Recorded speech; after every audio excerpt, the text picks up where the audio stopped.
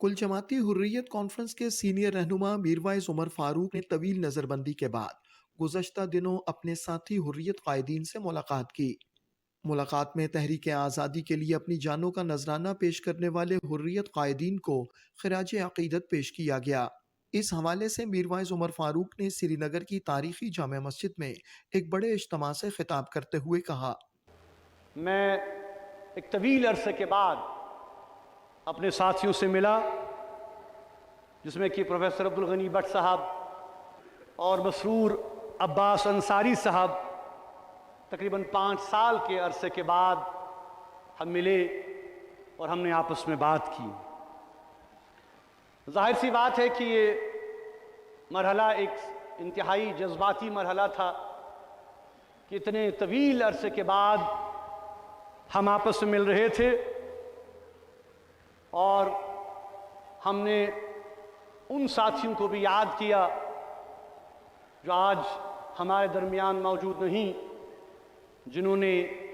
ان 5 سالوں میں انتقال کیا، جو رحلت کر گئے،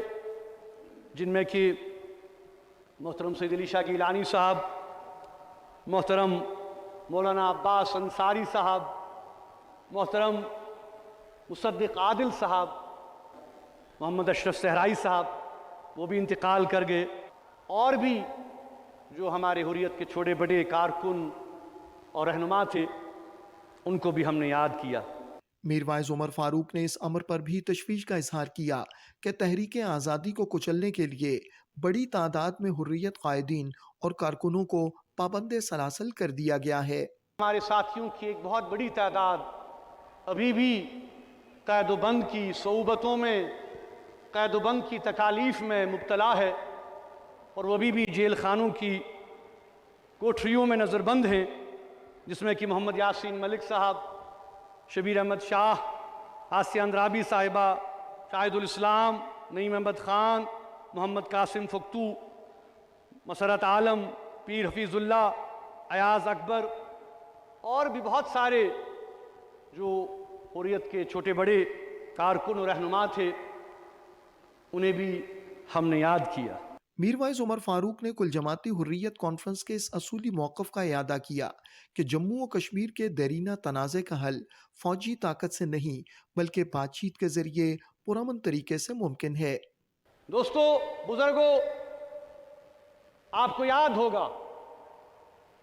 کہ 1993 میں جب میروائز منزل پر کل جماعتی حریت کانفرنس کی بنیاد پڑی، اور اس وقت بھی اگر آپ دیکھیں کہ کل جماعتی حریت کانفرنس نے برملا اس بات کا اظہار کیا کہ ہمارے بننے کا مقصد، اس فورم کو وجود میں لانے کا مقصد یہ ہے کہ ہم پرامن طریقوں سے اس مسئلے کا حل چاہتے ہیں، یعنی مسئلے کشمیر کو حل دیکھنا چاہتے ہیں۔ آج تقریباً 30 سال گزر گئے، اور آج 30 سال کے بعد پھر کل جماعتی حریت کانفرنس برابر اسی موقف اور منشور پہ کھڑا ہے کہ جموں کشمیر کے مسئلے کا سیاسی حل فوجی طاقت سے نہیں، بندوق سے نہیں، بلکہ بات چیت سے نکلے گا۔ یہ ایک مسلمہ حقیقت ہے کہ فوجی طاقت کے بے تحاشا استعمال کے باوجود بھارت مقبوضہ جموں و کشمیر کے عوام کی تحریک آزادی کو نہیں کچل سکا۔ اب وقت آ چکا ہے کہ اس دیرینہ تنازع کے پرامن حل کے لیے عملی اقدامات کیے جائیں۔